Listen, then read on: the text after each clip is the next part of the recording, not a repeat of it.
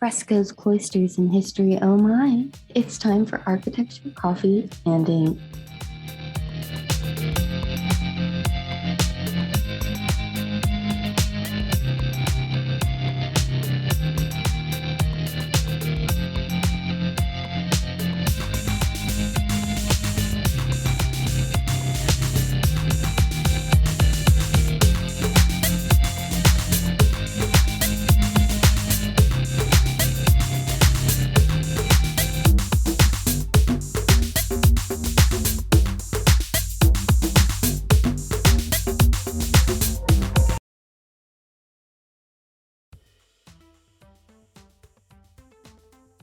Hello, this is Hollywood C, and you're listening to Architecture, Coffee, and Ink, a podcast dedicated to introducing concepts, detailing out designs, and tackling the architecture you might not realize the meaning behind. I'm your hostess, and I'm here today to start introducing you to the designs that make you wonder why. So I ask you to brew your coffee, grab your sketchbook and pen, and let's begin. So a huge big thank you once again for tuning in. Before I start the show, I just wanted to announce that since the last episode, the show has expanded to 7 platforms. So thank you so much for listening from wherever you get your podcast at. Also, I wanted to apologize for the transcript last week I put on the blog. I used an app to help me and I tried to correct the mistakes afterwards, but apparently I missed a couple. So a huge shout out to those of you who pointed them out for me. And to finish the announcements with another good comment or end on a high note, the show officially has a Facebook page and a group. All are the same name as the group, so if you search on Facebook, Architecture, Coffee, and Ink, you'll be able to pull up both. The group is linked to the page, so if you just pull up the page, you should be able to find the group. To join the group, there are 2 questions you have to answer. The first is, who is the host? Which is me, Hollywood, just like the city. And the second is your opinion. I just want to know what your favorite project is, and I might just use your answers as a recommendation for the show, with a little shout out. If you prefer not to, and you just want to skip the second question, that's totally fine. But you do have to answer who the hostess is, Hollywood, please, just so I know that it's a legitimate person. I just wanted to create a space to kind of keep the conversation going, provide a location to share information, and find all the updates about the show, my thesis, everything in one little location.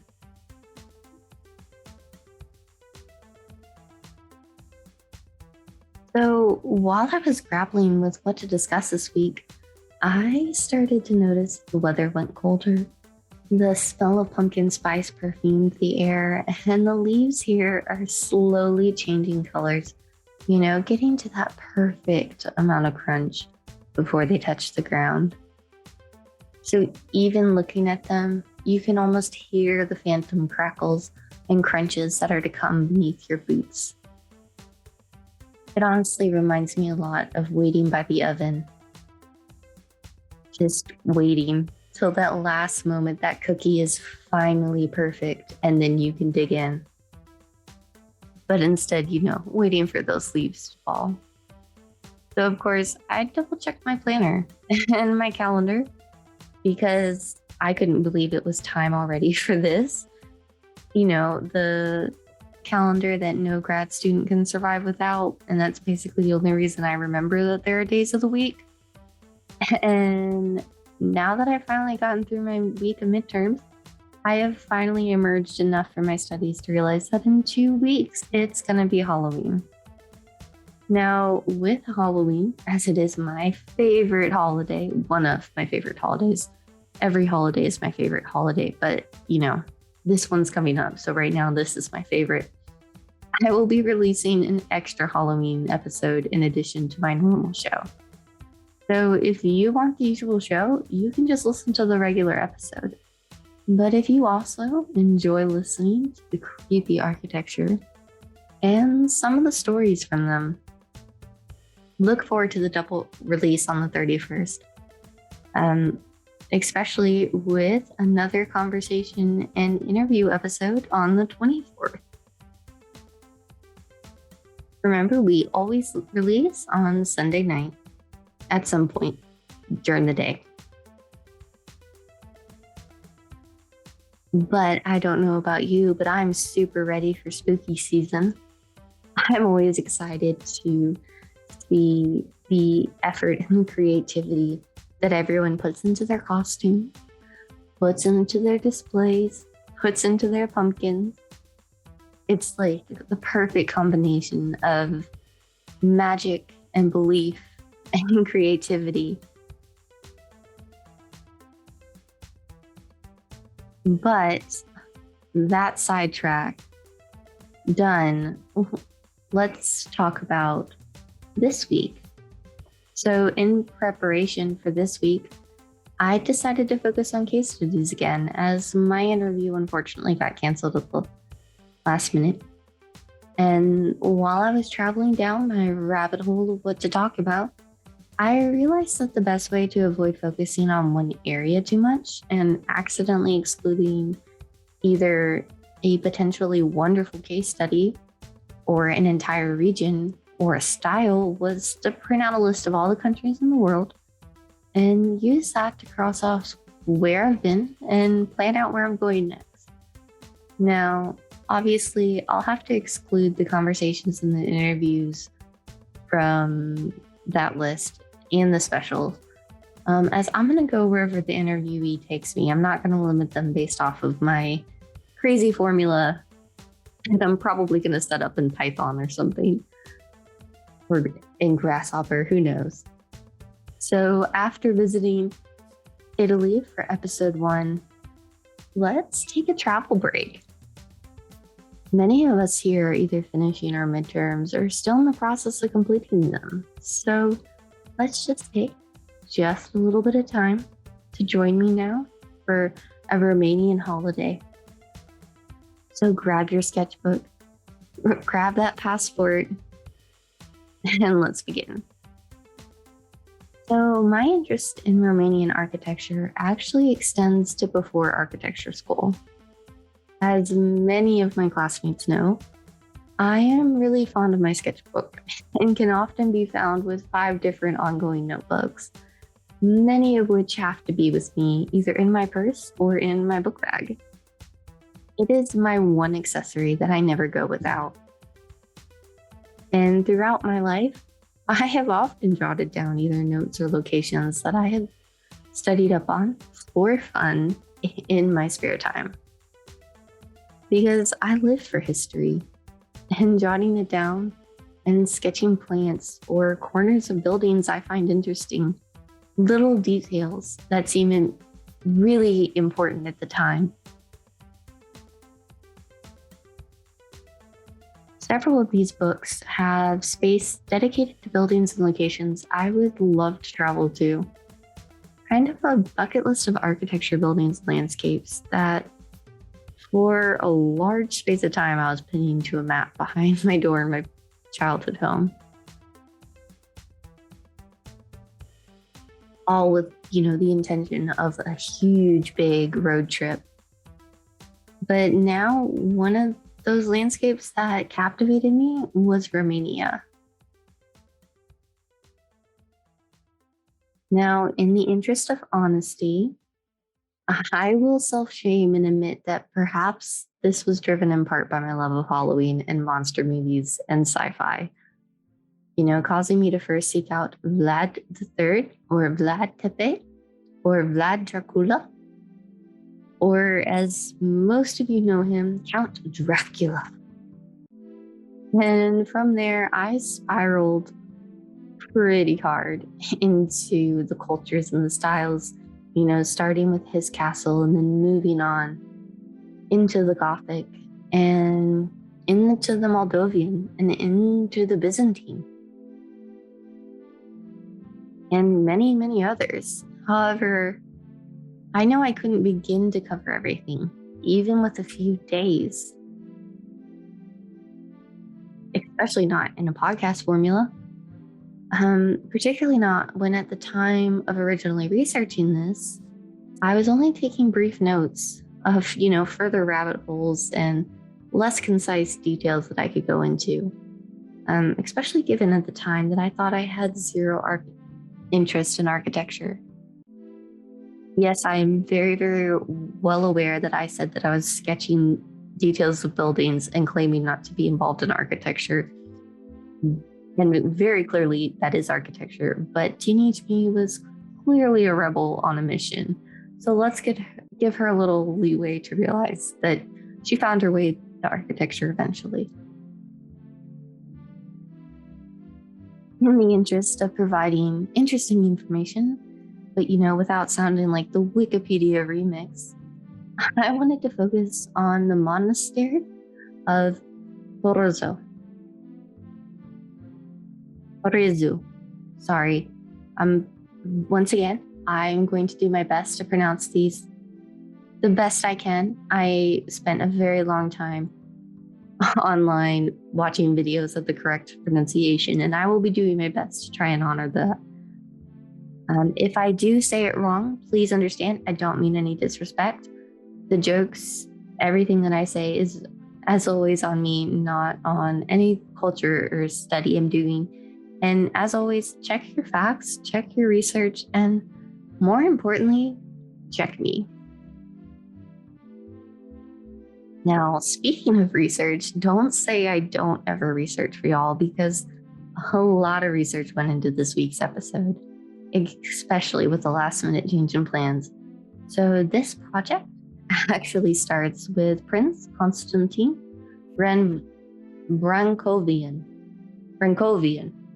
who rose to power during the late 17th century and ruled until his untimely death in the 18th century. Officially, I found that the years listed as his reign were from 1688 to 1714. He did rise to power following his uncle's death, and unfortunately, him and his family were tortured and executed by the Ottomans under the leadership of Sultan Ahmed III. However, during his reign, Prince Constantine focused on arts and focused on the development of culture, which is what led me to being interested in him. And it's what led him to developing one of the things that we're going to be discussing this week, Brankovianese, which is based off of Byzantine, Ottoman, Renaissance, Orthodox, Christian, and Islamic architecture styles. If you're in the field, you may have heard this also called the Wallachian or Romanian Renaissance style, which eventually would inspire Ion Minci and others into the Romanian revival architecture, which is basically everything we just talked about mixed together with Art Nouveau in the quest of finding and defining a Romanian style. And if you ever get the chance to take a look, I would really encourage you to do so. Everything I've just said is pretty understated to really capture the beauty of these designs. You really won't regret it if you do an interweb search. But it's really exciting for me to both see the familiar elements and the distinct new way that they're combined together to create a new form. While I love history and I absolutely love styles and understanding where everything came from, I'm also interested in evolving together to a new future. And for me, the fact that this did eventually spark a new movement is absolutely amazing. Now, I chose to focus on the monastery of Porozo for two reasons. One, on just about every paper I've ever read and every article, this project is listed as the living testament or the living, model home of Prince Constantine's ideals. And second, among the frescoes on the building, they did choose to honor him after his death by including both himself and his family. And I felt that given the fact that he was the founding father of this movement, it was only right to show the building and discuss the building that made sure to honor him. So this monastery was founded by him in 1690, and is actually still in use as a nunnery. The nunnery was actually only established in 1872, so this is a later switch that has just kept through till modern times. But the original function of the building and the design and layout is from the 1690s era. So nestled into rolling hills and deep forests, the pictures of the exterior struck me as picturesque. It reminded me a lot of that style, at least, or the style of the picturesque as it was taught to me. Kind of a mixture of English pastoralism, without being English, obviously, and that kind of painting quality with the rolling hills and the thick, deep forest around it. It was an entire mood just set into the landscape, and it captivates and works very well with both. The entire design is carefully enclosed in walls with a cloister center. Now, for those who don't know, a cloister is basically the central courtyard of a monastery, a church, etc. It can be other things as well. Like it could be, you technically could have a college with a cloister in the center, but just for the sake of keeping it simple, think of the movie. You know, that movie set back in historical era when the protagonist needs to go to seek the monks to go, get some advice, get that last piece of research to figure it out. A lot of times when they're talking it out and they're in that dramatic space walking, they'll be walking in a covered walkway with a central courtyard. You can kind of glimpse behind the columns that are covering it on each side. Little peeks through windows. Next time you're watching a movie, check it out, see if you see it. So that entire area with the covered walkway and the central courtyard is considered a cloister. So imagine that, but in the center, unlike other cloisters, where probably in your movies they might have a beautiful ornate fountain, this one, following the Orthodox views, will have the main church in the center. So just to compare it, because that was a very Christian style landscape, let's focus on the Islamic landscape for a second. This courtyard will, instead of having the water features dividing each quadrant, which normally for Islamic landscapes, for those who don't know, will have like water features and 4 quadrants. This is to follow the ideas as presented in the Quran. Imagine instead a pathways where the water features are and a big central building dividing up the landscape. Additionally, the monastery has a refectory, a few bell towers, I believe there's 2, and monk cells and a prince residence. On one website, I did see that each of the bells were 300 to 1,000 kilos each, and it was coming for a total of 4. However, I was unable to confirm that anywhere else. And in the UNESCO video on YouTube, they noted that they used wooden clappers to call everyone together. So in the video, it's basically, imagine holding a center handle with 2 large boards on each side, and you just kind of use a mallet to kind of hit each side. And then as you hit it, the resulting sound is what they're using to call people to the center. But the central building is actually going to be 32 meters by 14 meters, and the entire monastery boasts a modest 3 hectares of land. And just a fun story for the name.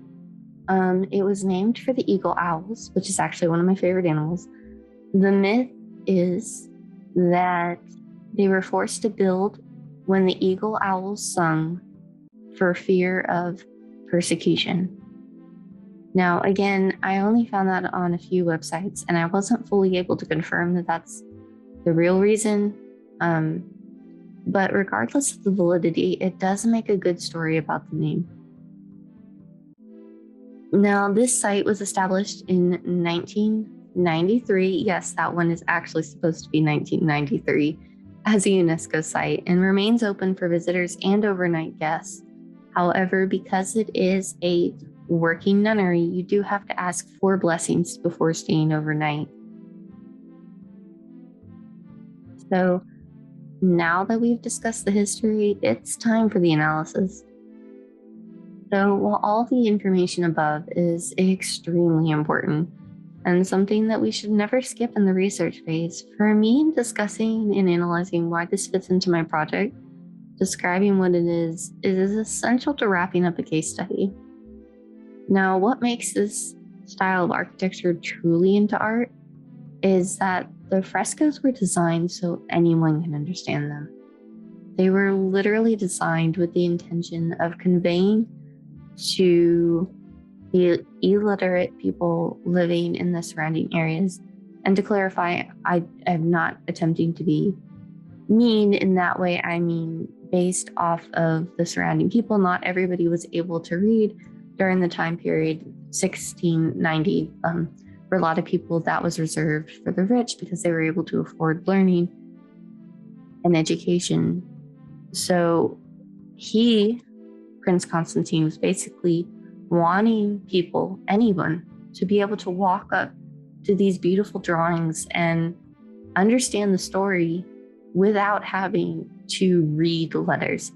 And for me, that attempt to bring something to the public, to make it accessible, makes this building stand out. Additionally, the octagonal towers covered in high windows with sweeping ornate arches covered with geometric circles stands out as a distinctive feature. The breathtaking columns show the captivating work, the work that allows the ceiling covered frescoes to continue down and invoking in me the idea that they're surrounding you with the stories they convey.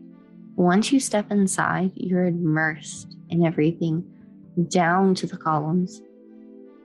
These frescoes were by Constantine. No, I know there's a lot of Constantines. This one's ends in an OS, from Greece.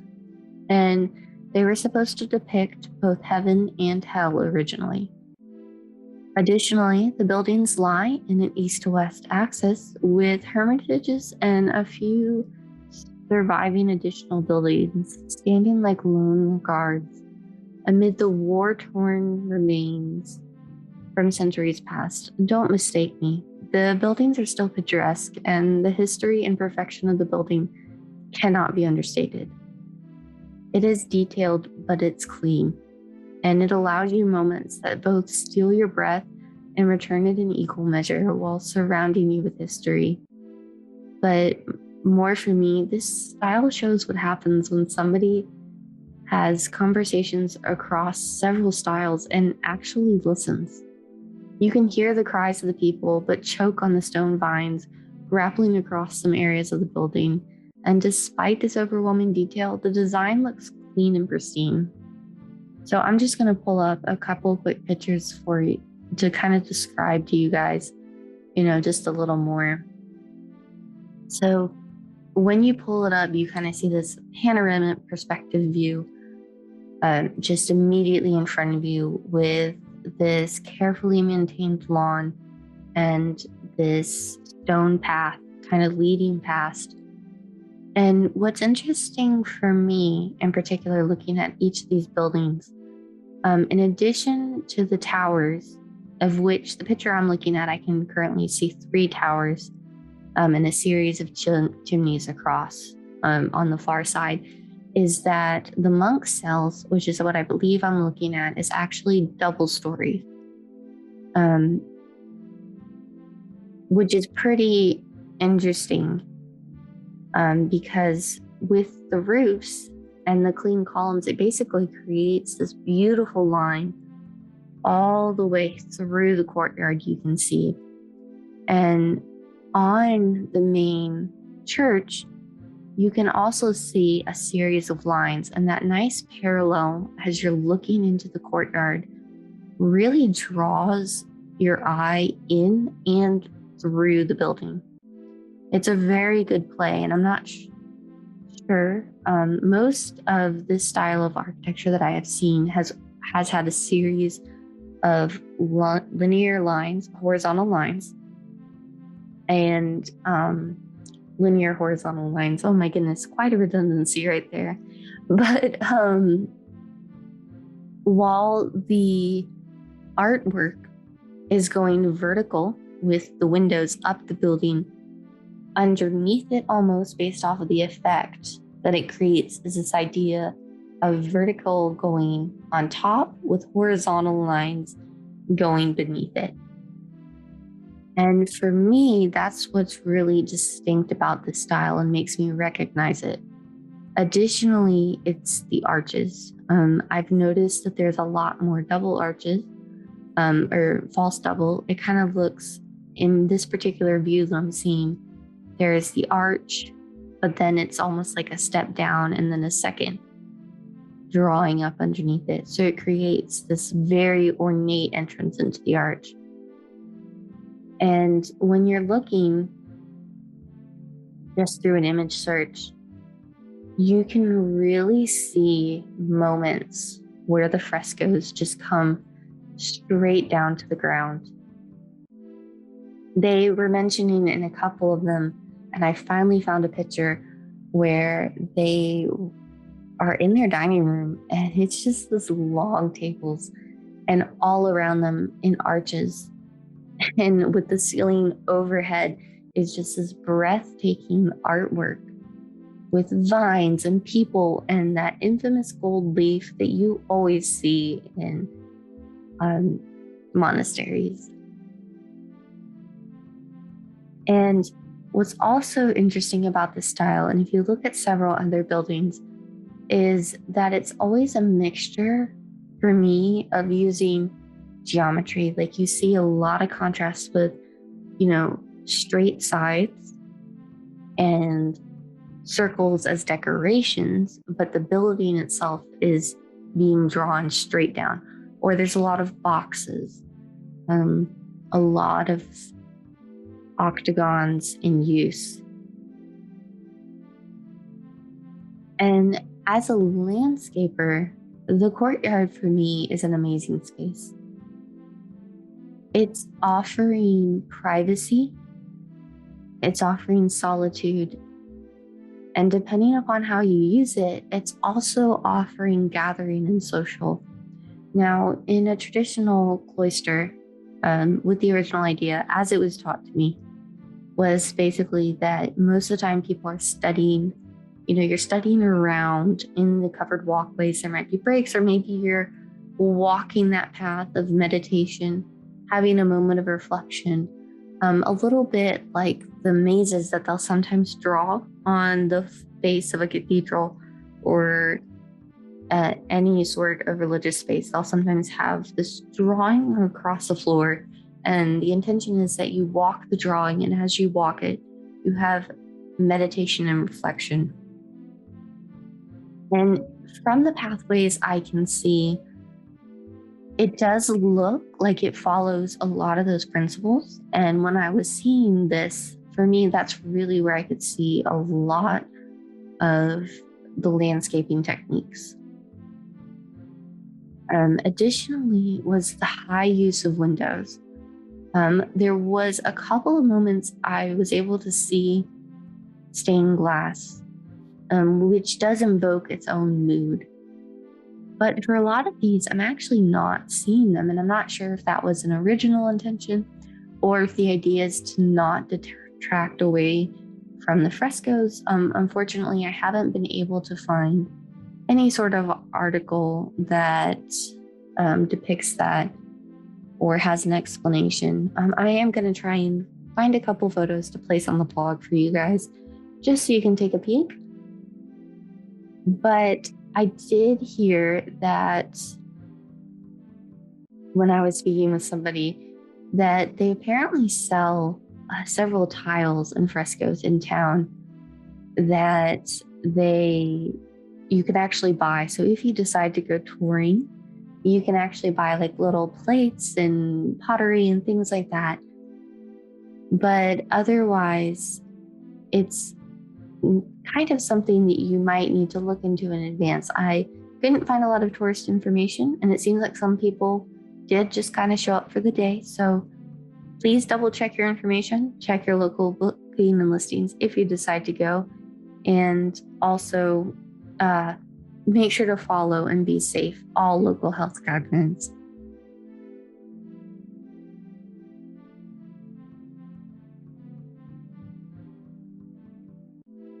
Now, as we conclude today's episode, I wanted to once again thank you so much for joining me today. A big thank you to all of my listeners again, and also a quick call to action. Please rate and review, share with your friends, your neighbors, your family, or your professor, whoever you think needs some more architecture in their life. We, again, have a Facebook page and a private group, both of which are going to be under the same name, Architecture, Coffee, and Ink. The answer to the question, who is the host, is Hollywood, like the city. And the second question is just your opinion. It had me put down 2 questions, and I really am just interested in what everyone's answer is. And like I said before, I am probably going to use it as recommendations for the show. If I do decide to do that, I will make sure to give you a little shout out. If you don't want to be shouted out, that's okay. You can just say NA, skip that question. That is 100% fine. I understand and respect that. If you either want to be featured, or you have a case study suggestion, or perhaps you just want to share a story of your favorite design or experience, you can either find me at Architecture, Coffee, and Ink. And the website address for that is architectureinc.design.blog. My Twitter is at Hollywood Conrad. Everything will be linked in the show notes, including my incredibly long URL. There is a contact form currently at the homepage of the website. However, you can also just email me at architecturecoffeeandink@gmail.com, which is all spelled out without the ampersands or commas. The theme song is, of course, by me in GarageBand, and the other music is also from me in GarageBand this week again. And everything is credited along with the sources on the blog. And again, please, just a quick plead, please support your local artists. Try something new. Whether that's a podcast, whether that's some art, or whether that's trying out a local author. Be excited for next week. As I stated, I'm going to spoil the surprise here, is I'm going to be joined by some of my classmates for a conversation about studio culture. And we'll be discussing both how the College of Architecture and how the College of Landscape treat studio and interact together. Instead of getting other duels, I'm still hoping I can convince them to join me too.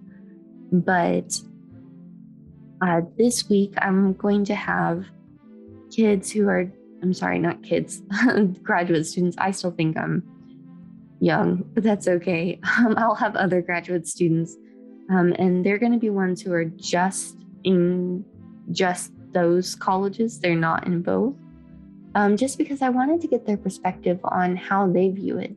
While I get the chance to speak to both, and I really enjoy that, and I love hearing the ideas, and I love learning, the different things that each of them do. Speaking sometimes with somebody who's immersed in only one side of it is also equally important. But either way, signing off, as always, may your coffee mugs be full and your inkwells never run dry.